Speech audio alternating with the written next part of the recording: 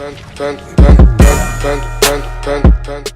obviously a very interesting time, and what we all thought was 2 weeks is now becoming 4 weeks, and God knows if it's going to be 8 weeks or 10 weeks.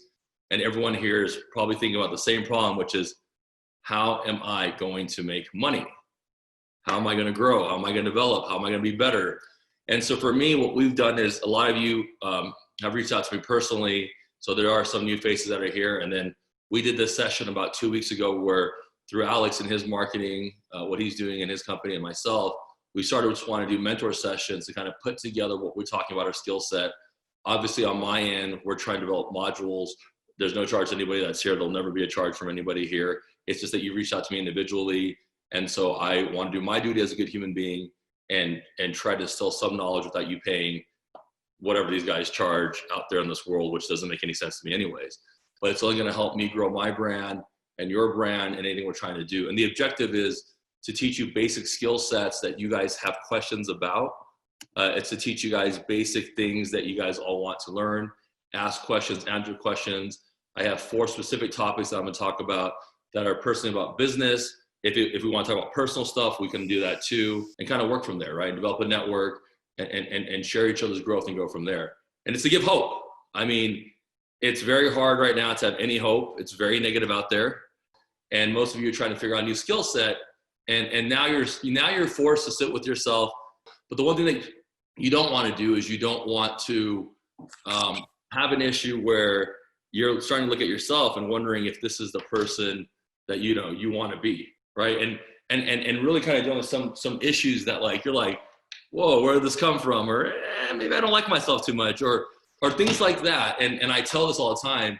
There's absolutely no business knowledge, and there's no amount of success or money, or you can be on Forbes 12 times like I've been on, and host ESPN parties and hang out with celebrities and find the love of your life, and you could be completely empty and happy because you're not happy with the person you are. So our development is not just so much business as it is as a human being, and it applies to you specifically. And we've picked and choose a couple people we want to work with, and certain people, if they're not on, they're not on, or if they're on, they're on. That's okay. But we want to really kind of shrink it down to core people that are really going to be down to teach this program and become ambassadors. And who knows, maybe I'll end up investing in your company or vice versa. So it's growth and development and character, right? And that's really what I teach. Obviously, I'm hoping everyone's listened to at least one of my podcasts. If anything, the first podcast would be extremely helpful and knowledgeable, because you'll get to know about me, and the second one's about positivity, the third one's about ego. And then we get into talking about all these amazing people that I know who all have the same thing, which is they're all nice and they want to help and they want to work with people, right? That's the big thing for them. So I say that because this is things that you have to deal with and go from there. And today, the first thing I said last week, when I don't know if you did this or you didn't do this, but for a lot of you out there who did do this, it would be good to know is your perspective list. Last week 2 weeks ago, we talked about your personal perspective, right? Everything you're grateful for. That's the foundation, that's the technique. And so anyone that's joining me this week, it's so simple to be negative because negative is easier than being positive. It's so simple to be angry and vengeful than it is to be at peace and try to do the right thing. It's so easy to hustle and lie and get people to pay money. And out of the 1,000 people that you're going to hit, maybe 100 are going to do well and 50 are going to do well. Those 50 are going to be making a ton of money, but you're making money. It's doing things the right way and a good moral code that you can be proud of when you talk to people, when you look at your mother. That's what it's all about. It's about growing and developing and being a happy individual before anything else. And that's what the Pandanomics idea is, the podcast is about. And it took me a lot of money and a lot of screwed up things that I've done to realize and to be enlightened and say, okay, this is the path I want to lead. And it's different for everybody, right? And if you have any individual questions that you don't feel comfortable talking about with the group, you do what you do best, just DM me and I'll do my best to answer it, accordingly. So I want to say that, and I want to encourage you guys. And now more than ever, if you're not finding yourself super busy, then you're doing something wrong. And that's okay. You might be lost. But our goal is to help guide you back and work with you to do that, to get that, so you can understand everything that's there, right? So the first thing is perspective. One thing I tell everyone, and what it is your perspective. everything that you are grateful for on a piece of paper every night on one column, just what you're grateful for. Being alive, having a place to live, not what you're worried about next month, what you're grateful now. Your parents, your friends, your family, mentor sessions, things like this. So when you write your perspective, it's everything that you like and that you enjoy, everything that you're grateful for, and every single day you add on to that list. What does that do? The first thought in your mind is being grateful. You're just grateful. You wake up in the morning and you're grateful, right? And you start realizing that all the stuff that you have that's not necessarily materialistic and financially is more than most people have. And if you can't learn the basic goods and do the basic goods, you'll never be good. Because like I said this 2 weeks ago, you can't be fully good and you can't be fully bad. You can't be half and half. Good things happen to good people and bad things happen to bad people.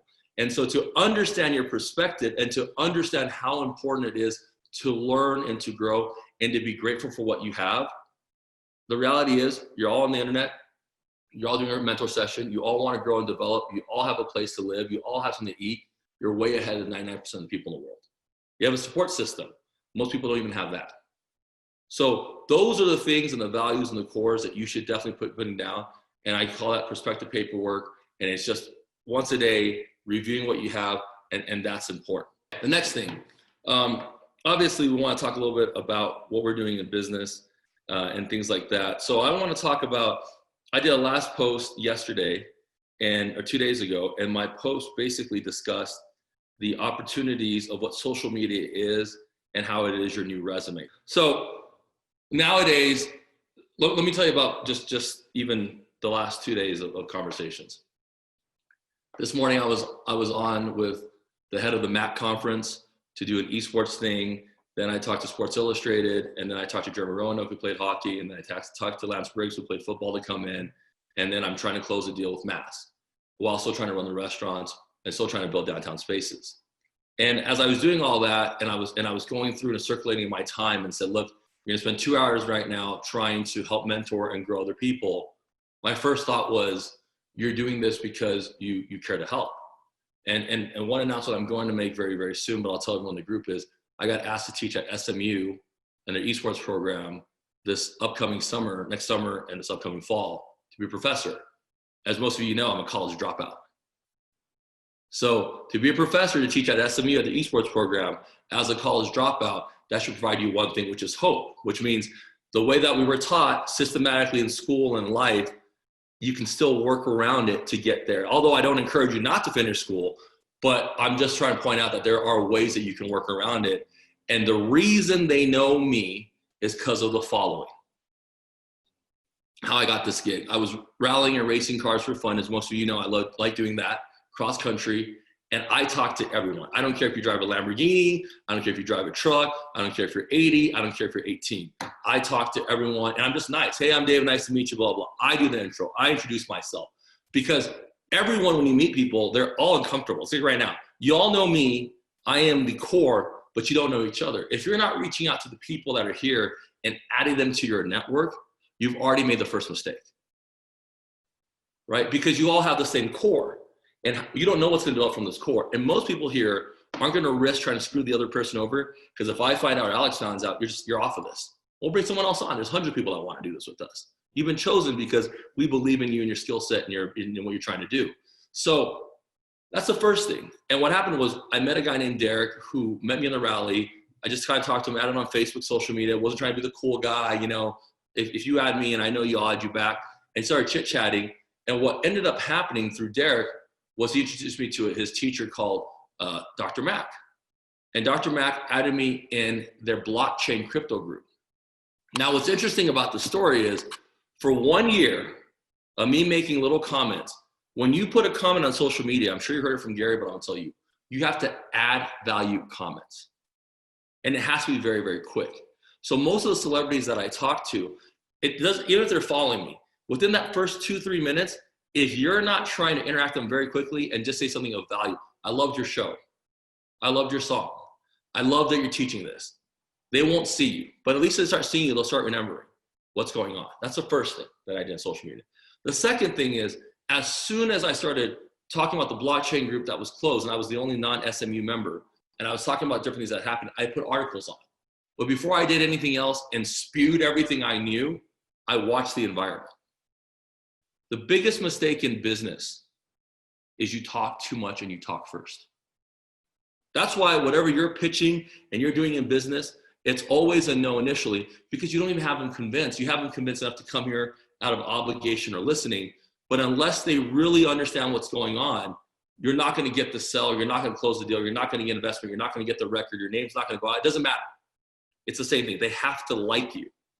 So what I did was when I went in that thing, I watched for 3 weeks what was going on, the different viewpoints, right? Are they purist? Are they not purist? Then I made my thing. You have to listen and view. So in meetings, the very first thing I do is I ask them about themselves. Keanu, why don't you tell me about yourself? Sebastian, why don't you tell me about yourself? Rudy, why don't you tell me about yourself? You know why? Because now I know who I'm dealing with and at what level, right? Always ask, then talk. Then you can find out there are 3 types of people in this world when it comes to sales and business. And I'm going to tell you what the 3 are. And this is 100% true. People are looking for fame. Think about that. Name. People are here to make money and don't care about their name. Okay? That's the second type, right? And the third, people are here to learn and grow. When you are doing sales and business and in life, you have to identify what of the 3 they are. Because if you're pitching fame to someone who doesn't care 2 F's about fame, they're not going to talk about long-term strategy, how to grow production process, how to make things happen. They want to know how they're going to make money very quickly. And you're never going to learn that if you talk first and not listen first, right? You can identify. This is called EQ. EQ, I always tell people my IQ is okay, but my EQ is off the charts. That's why I want to see faces. Because if most of you have had one-on-one sessions with me, I can look at your face and I pretty quickly can tell whether you're with it or not with it just by seeing how your face looks and your body and how you react. That's important. And in sales, this is what helps me close billion-dollar deals and million-dollar deals, and how I can talk to celebrities and have friends who I'm partners with.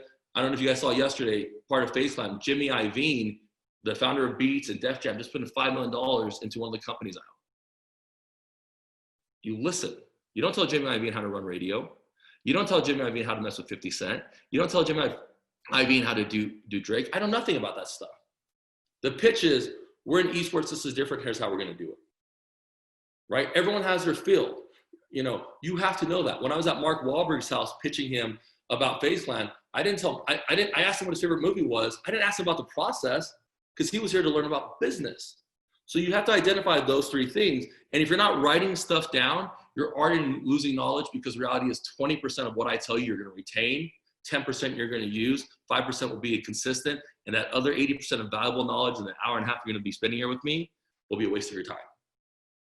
Unless you read it, write it, practice it, and go from there. Repetition is key, and consistency is the reason you win or lose. Consistency. Consistency, that's it. That's the key word. That means you go to if you're trying to work out, you go to the gym every single day, right? If you're trying to make money, you have to consistently do it. Not when you don't feel like it, not during a sick day. Think of it as if you had a child and that child was 3 years old and you're the only person to watch it. Do you have a day off? Can you sit there and say, I'm sick today, I'm being lazy, I'm gonna watch Netflix instead? No. So fundamentally, you already have the core value of being consistent. Now you must apply that in business and in life. If you wanna be nice, you have to consistently be nice. If you wanna be positive, you have to consistently be surrounded by positive things and positive people and positive TV and positive music and positive words of influence on your social media. We're already surrounded by negative stuff. So what we're holding on is the hope. After you listen to someone and you understand their core business and their core values and what you can and you can't discuss, the most important thing that any business person is looking for is I am consistent, right? I have my days I'm lazy. And I say this, I have my 4 days out of my 30 that I'm just like, I'm cool. I'm human. It's not perfect. You're all gonna feel this way. But I hold myself accountable for the rest of those days.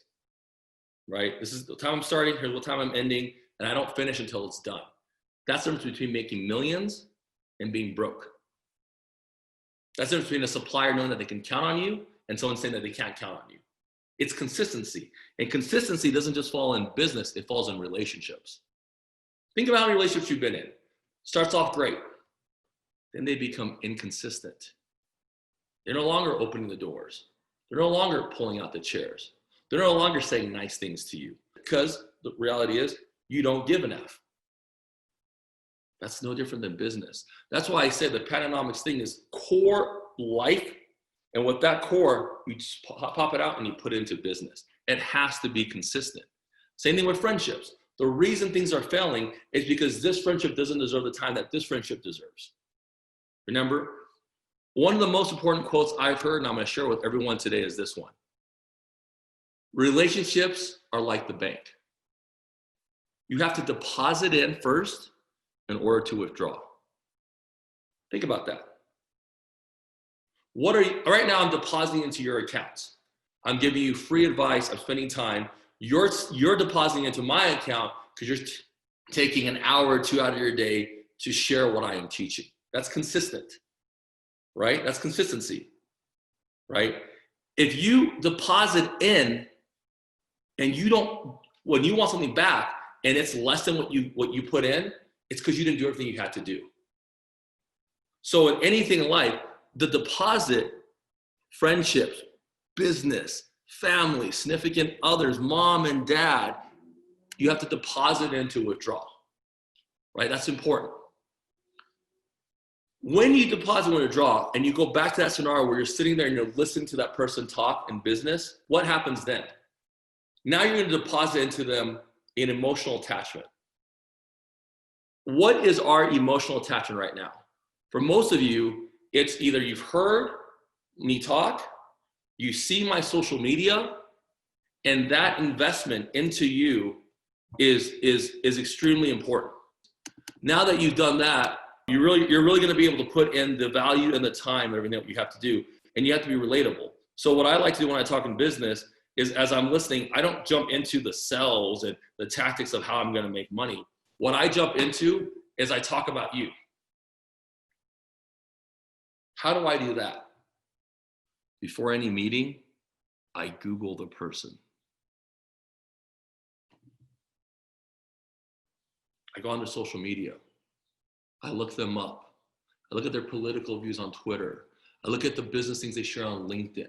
I look at the stuff that they value on Instagram. And guess what I don't do after I listen to them talk?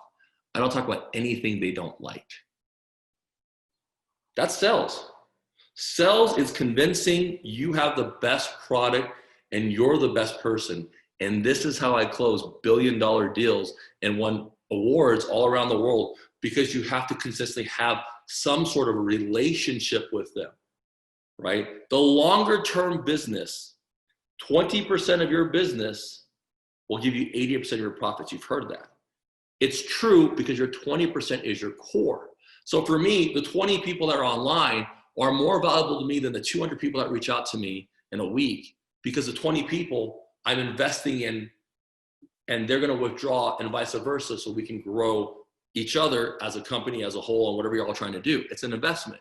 So you have to have that relationship. If you can't identify anything with that person, guess what? You probably shouldn't be doing business with them, because their character and your character aren't aligned.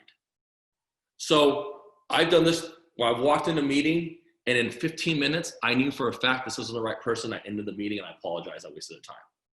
You can't convince someone to buy anything, to sell anything, if you're not consistent, if you don't deposit, but if you don't believe in it and you don't have an emotional attachment to it, right? That's what it is. That's why you go on and you're influencing, you buy things. The other part of that really is the management side. They want to know that you have good management. The reason I sit on 8 boards is because of what I've done in my past. The Deloitte partnership, the things I've invested in. When they look at my resume, they see it. But here's the most important, shocking part of all. The amount of people that don't like my stuff, that I don't really see viewing. Because you've done it, right? You go on Instagram, you got 500 likes, and then you go in your story and you have like 5,000 people watching. You're like, what the heck? That means 4,500 people are investigating you.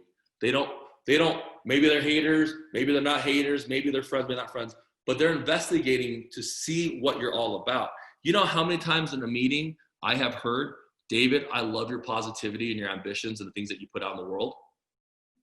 Do you know how many times I've heard that? Every single time I'm in a meeting. That's why I say you are your brand. If your brand is, I am a business person all, but I have good character morale like I'm trying to do, then you're kind of off the cusp with everything. If your brand is, I'm going to be a fitness person and all I'm going to do is talk about fitness, then boy, you better talk about fitness because that's your brand. You can't just put up photos of yourself.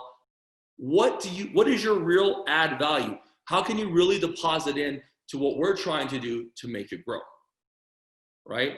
My add value is when I say something like this and Steven makes a comment on my Instagram, or if I tag you in something, I'm expecting you to make a comment. I'm not expecting you to make a comment because I want you to acknowledge that I spent the time thinking about you and I tagged you. I want you to spend the time acknowledging me that you can make a comment back about what I said to you. That's acknowledgement. That's deposit. That's how every relationship works. Doesn't matter if it's a 4-year-old or an 80-year-old business. And that is a form of good management because ultimately the reason people work with people is they have to like them and believe in them. It's that simple. Good management is why when you hear names like Bill Gates is on a board, you're like, you might not even use Microsoft, but you hear that name, you're like, automatically, this guy knows what he's doing, right? Good management is key. That's how you have to think. And bringing them on as good management is key to success because they are the core and the value, and they'll give you the credibility. So one of my boards, my esports board, let me talk about who's on my board. And I'm going to break down to you strategically why I picked these people. On my board sits Jimmy B. Jimmy B's family, basically, he's in esports. His best friend is Larry Jackson, who is the head of Apple Content and Music, is a friend of mine. That means anything on Apple, if I want it on there, I can make one phone call. That's how big this guy is. And Jimmy's family is the attorneys for Cardi B, Offset, Travis Scott, and Kanye, and he's heavy in esports. He's on my board. Legal. Then Marcus King. Marcus King made Jamie Foxx Jamie Foxx. Marcus King knows everybody in the producing area. Marcus King is huge, and he has radio sector. Marcus, these are all friends of mine too. And Marcus came in, and he's doing production side, right? So now I have attorney, entertainment, production, because esports is video games, right? The third person I have in is Mari Takashi. She is in Smosh Gaming. She does Smosh videos. She has 5 million views on YouTube. She started the gaming thing. When it was Olivia Munn was popping up, she was popping up. She's in there too. So now I have my gamers, right? I have my attorney. I have a producer. Then I added Steve Babcock. Steve made Gary VaynerMedia Marketing what it was today. He ran the whole thing. As you know, Steve and I did the Super Bowl commercial together with A-Rod and Charlie Sheen last year, right? The one I put together. And Steve's also a partner of mine, but Steve's a creative side. He's won every marketing award in the world, and he's obviously in my Pandanomics podcast as well. Then I added Gary Kitchen, who invented Atari and Donkey Kong, and was vice president of Nickelodeon. And the last person I added was Lavelle Walker, the head of esports for MGM International. So I have a producer, I have an attorney, I have an OG player, I have an OG developer, right?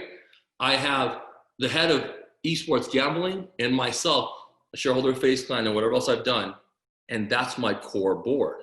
And if you're in gaming, you're like, why do you have these people? Oh shit, you have the OG guy, you have this and this person and everything there. That's how you structure your board. And that's how you find good management. Good management is not your best friend, your mom, your dad, your cousin. That's not good management. That's you being emotional. That's bad business. Good management is finding the best people that you can work with that have the most influence. But even if they sign on to you, you have to make them believe because, again, you have to constantly deposit in order to withdraw. You have to update them, let them know what's going on. And you have to make the adjustments. The way I talk to Sebastian is not to be the way I'm going to talk to Ashley, which is not the way I'm going to be talking to Mike. right? It's all different. So your ability to make those adjustments is key in maintaining those relationships. And where you fail is you're inconsistent. And where I failed in is because I don't constantly hit up these people because Rudy might not be giving me what I want to hear, but Ron is. And therefore, Rudy doesn't get as much attention. That's wrong. You never know what they're doing in the woodworks. So constant attention and having a good board makes sense. Any questions on good management? Okay, I'm gonna go next one. Financial understanding. Again, 2 days ago, I put up an article that I was on about financial understanding. I was in another article today. I talk about the basics of financial understanding. If you do not have a basic accounting knowledge, you will never be a business person. I can promise that. Doesn't mean you have to be an expert in it, but you have to know what a liability is. You have to know what an asset is. You have to know how to leverage money, which I can get into detail. You have to know how interest rates work. You have to know what cost of goods and net profit is. The reason most entrepreneurs, including myself, fail is because of cash flow. You don't have enough cash. Think about this. How many times has a business opened up, the new bar, the new restaurant, right? All this hype, it's on social media. Everyone's talking about it. Blah, blah, blah, blah. First month opens, and by month 2, it's closed. Why do you see that? Because they didn't have enough cash flow to last them as long as they're supposed to. They didn't, and you can write this down and analyze, okay, if I have 100 grand here, and it's gonna cost me 50 grand to do this, I don't have 50 grand to go blow. This 50 grand has to last me 6 months, which is your minimum in any business. If you're gonna move out to LA and become a celebrity, if you're gonna go invest time, you need 6 months of money. That means you're gonna lose your effing ass for 6 months in order for you to do anything. That is the number one cash flow rule, because on average, you will see that a company will dip between 3 to 6 months, and on that 6 month average, it will grow and make money. You'll plan it out. But that basis, the playbook comes down to what? The financial statement and understanding. Now, most are gonna say, I've been a CFO, I ran the largest accounting firm, a $46 billion company, right at $30 million. I know numbers like the back of my hand. Clinton Sparks, for those of you who know that, he's the guy who founded Khaled and DJ Tiger and everybody. I mean, the guy did Lady Gaga's thing. He asked me 3 days ago to be a CFO of his company, his entertainment company. We're about to sign Yo Gotti in. Gotti's one of my business partners. Why? Because I understand financials. I look at a piece of paper, and within that 1 week, I can tell you, within that 15 minutes, I can tell you who's stealing, where we're losing money, why we're losing money, and how we're not hitting our goals. Now, for me to be an expert like that and to talk about this stuff on CNN and Yahoo and Financial Times and Wall Street Journal, do you know where I got this knowledge? Anybody want to chime in? Imagine part of the world's largest accounting firm, and I Googled it. I'm a college dropout. I Googled it. Those are real results. Being able to speak at CNN and Financial Times as a financial expert as a college dropout, I fucking Googled it. So, are you consistent in your growth, or are you just being a lazy person? Be honest with yourself, because at least now you know what you're working with, right? So once you have that good financial strategy, then when you guys are at that level and you're like, yo, can you now explain cash flow analysis? I'll tell you straightforward. If this pen costs $10, right? And I sold it for $20, how much money do I make? Anybody want to give me a financial answer on that one? You know the answer is not 10, right? That's why no one's saying anything. What's the answer? Okay, I'm gonna tell you what the answer is. Let me tell you what happens. This is what everyone does. Yo, I bought this at 10 bucks. I'm selling at 20, and I made $10. And then you look at your bank account and you're like, how did I lose all this money? Who's done that? I've done it. Raise your hand if that's happened to you in business. Come on, no, really? Ron, you gonna raise your hand? Let me tell you why that happens. You didn't financially analyze it. You didn't factor in that your fixed cost, which would be on your financial statement piece of paperwork, It's not cost of goods sold. It's not profit minus cost of goods sold, which equals profit. That's not how it works. It's the gas that I spent costs money. Because if I, David, stop sending this to the mail office and I have to hire Christina to go, Christina then is going to cost me 8% of my profits, or 10% of my profits, which is now $9. If I'm doing marketing, and that's 20%, I now only made $7. Well, I need to pay taxes, 30%. That's $4. I have to pay my accountant, my attorney to review your work, $3. And that's why nobody makes money. Because you don't understand the basic core of your time and value. Think about that. And if you studied financial statements and Googled it, you would know that your costs are this amount. Because to scale a business is not that David can't talk to 30 people. What David's doing is he's investing in other people. And hopefully as we grow this brand and you're part of it, you're not only making money hand over foot in your own businesses, but in this business we're making money because now I'm replicating the model for you to go from there. But what's my cost? 2 hours every other week and some individual time to spend with people and go from there. That's my cost. And that's the basic of understanding good financials. Without knowing that, this is why companies in 6 months close. Any questions on that? If you want to be on the next session, I absolutely have to see next Thursday or the following time, your positive perspective paper. You don't have to show it to me, you have to go like this. I wrote it. So I know that you are actually implementing that.